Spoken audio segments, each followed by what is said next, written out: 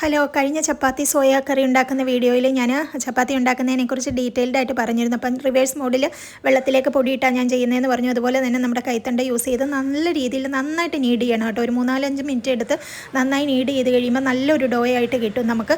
അത് യൂസ് ചെയ്ത് നമുക്ക് ചപ്പാത്തിയും പൂരിയൊക്കെ അതേ സെയിം ഡോയിൽ ഉണ്ടാക്കാൻ പറ്റും. അതിൽ സെപ്പറേറ്റ് റവയോ അങ്ങനെയൊന്നും ചേർക്കേണ്ടതില്ല പൊങ്ങി വരാനായിട്ട്. ഞാൻ അങ്ങനെയാണ് ചെയ്യുന്നത്. അപ്പോൾ ചീനച്ചട്ടി ചൂടായി എണ്ണ ഒഴിച്ചതിന് ശേഷം പരത്തി വെച്ച പൂരി അതിനുള്ളിലേക്ക് ഇട്ട് കൊടുത്ത് ഒരു സെക്കൻഡ് വെയിറ്റ് ചെയ്യുക. അത് തന്നെ ഇങ്ങനെ ബുമ്മെന്ന് പറഞ്ഞ് പൊങ്ങി വരും. അതുവരെ വെയിറ്റ് ചെയ്യണം. അതുവരെ നമ്മൾ ഇളക്കാനോ പിടിക്കാനോ ഒന്നും പോകണ്ട കേട്ടോ. അതിനുശേഷം പതുക്കെ അങ്ങോട്ടും ഇങ്ങോട്ടും തിരിച്ചിട്ട് 2-3 പ്രാവശ്യം അങ്ങനെ ചെയ്തേച്ചാൽ മതി. അപ്പോഴത്തേക്കും അത് തന്നെ അത് സെറ്റായിട്ട് വന്നോളൂ. ഒത്തിരി പ്രാവശ്യമായിട്ട് അതിനെ അങ്ങോട്ടും ഇങ്ങോട്ടും നോവിക്കേണ്ട ആവശ്യമില്ല. 1-2 പ്രാവശ്യം മറിച്ചിട്ടാൽ തന്നെ ധാരാളമാണ്. നമ്മുടെ എണ്ണയുടെ ടെമ്പറേച്ചറാണ് അതിൻ്റെ കറക്റ്റ് എന്ന് പറയുന്നത്. അതിപ്പോൾ ആദ്യത്തെ പ്രാവശ്യം ശരിയായില്ലെങ്കിൽ രണ്ടാമതാവുമ്പോഴും ആ ചൂട് നമ്മൾ കറക്റ്റ് ചെയ്ത് അത് കൂടുവാണെങ്കിൽ കുറച്ച് അത് 2-3 പ്രാവശ്യം ചെയ്ത് കഴിയുമ്പോൾ നമുക്ക് കിട്ടും കേട്ടോ.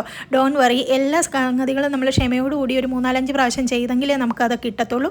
അപ്പോൾ അത് കിട്ടുക തന്നെ ചെയ്യും. സോ അങ്ങനെ നമുക്ക് നല്ലതായിട്ട് പൂരിയൊക്കെ ഉണ്ടാക്കിയെടുക്കാം. പിന്നെ ഇന്ന് കൂട്ടാനായിട്ട് ഞാൻ ഷെഫ് പിള്ളയുടെ ഒരു ഇൻസ്റ്റയിൽ കണ്ട ഒരു കൂട്ടാനാണ് ഉണ്ടാക്കുന്നത്. അതിൽ മത്തങ്ങയും മുരിങ്ങയൊക്കെ മാത്രം ഇട്ടാണ് ഉണ്ടാക്കിയിരിക്കുന്നത്. ഞാൻ അതിൽ ഇച്ചിരി പരിപ്പും കൂടി ആഡ് ഓൺ ചെയ്തിട്ടുണ്ട്. ഒരു കൊഴുപ്പ് കിട്ടാനായിട്ട് മത്തങ്ങ, മുരിങ്ങക്ക, കുമ്പളങ്ങ, പച്ചമുളകും മഞ്ഞപ്പൊടിയും കൂടി ഇട്ട് വേവിച്ചതിന് ശേഷം തേങ്ങയിലേക്ക് ജീരകം ചേർത്ത് മാത്രമേ ഞാൻ അരച്ചിട്ടുള്ളൂ.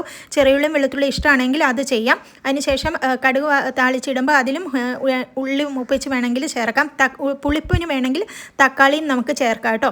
അപ്പം വേവിച്ച വൻപയറിലേക്ക് തേങ്ങ, ജീരകം, പച്ചമുളക്, വെളുത്തുള്ളി, ചെറിയുള്ളി ഇതെല്ലാം കൂടെ ഒതുക്കി ചേർത്ത് അതും ആവി കയറ്റി എടുക്കുകയാണ് ചെയ്തത്. ഇതിലും വേണമെങ്കിൽ ഉള്ളി മൂപ്പിച്ചിടാം. അപ്പോൾ ഇതൊക്കെ നമ്മൾ അങ്ങോട്ടും ഇങ്ങോട്ടും നമ്മുടെ ഇഷ്ടം പോലെ ചെയ്യുക. സോ ഇന്നത്തെ lunch and breakfast ready. By.